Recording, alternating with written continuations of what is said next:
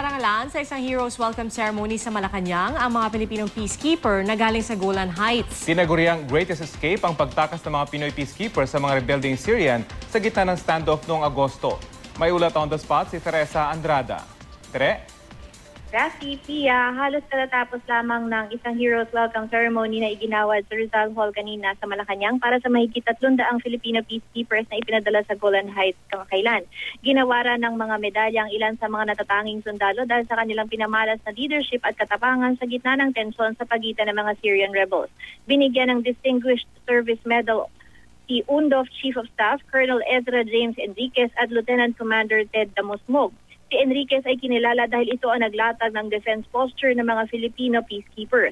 Ginawara naman ng Gold Cross Medal sina Captain Nilo Ramones, Second Lieutenant Larry Endozo, Master Sergeant Wilson Lagmay, Sergeant Alwin Cuyos, Staff Sergeant Leonardo Aboy, Staff Sergeant Ramil Bobiles at Corporal Johnny V. Acolicol. Hindi naman nakadalawang isa pang Gold Cross awardee na si Staff Sergeant Andy Mejos.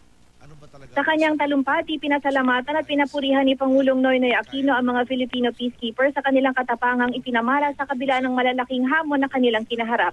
Bukod sa limitado ang gamit, hindi rin daw kasi malinaw kung ano ang kanilang misyon. Ayon sa Pangulo, mahalaga ang kaligtasan ng ating mga sundalo, kaya naman hindi papayag ang pamahalaan na mapunta pa sa anyay Mission Impossible ang ating mga sundalo. Ayon kay Aquino, inaantay niya ang resulta ng investigasyon ng United Nations sa nangyaring insidente sa Syria at doon ibabatay kung magpapadala pa ang Pilipinas sa mga peacekeepers sa mga peacekeeping mission sa Golan Heights. Giit ng Pangulo, hindi pwedeng dalhin ang mga sundalo sa mga misyon na hindi malinaw.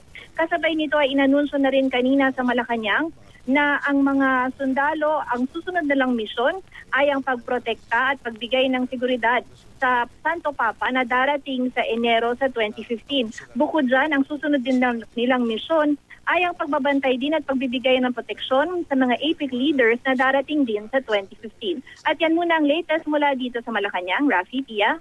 Tere, meron ba tayong impormasyon kung babalik na muna sa kanilang mga mother units ng mga sundalong ito o magtutuloy na sa kanilang training dahil nabanggit mo nga ay dalawang mahalagang misyon na yung kanilang pupuntahan, yung pag-secure sa mga APEC leaders at sa Santo Papa sa susunod na taon na Teresa?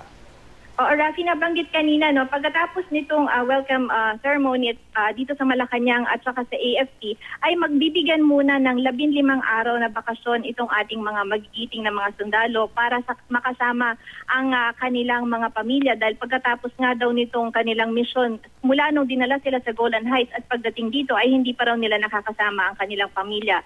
At pagkatapos nito ay yung mga sundalo na ang magiging assignment na ay ang bantayan ang Santo Papa ay sa ilalim na sa kanilang training. Sa ngayon wala pang maibigay na impormasyon hinggil dyan dahil hindi pa raw nakikipag-ugnayan ang Vatican hinggil dito sa magiging proteksyon na igagawad ng mga sundalong peacekeepers natin. Pero ayon nga sa kanila, ito daw ay isang very different mission nila pero challenging, pero ito raw ay kanilang inaantay dahil nga marami dun sa ating mga sundalo. First time na makakaharap itong si Pope Francis. Rafi? Maraming salamat, Teresa Andrada.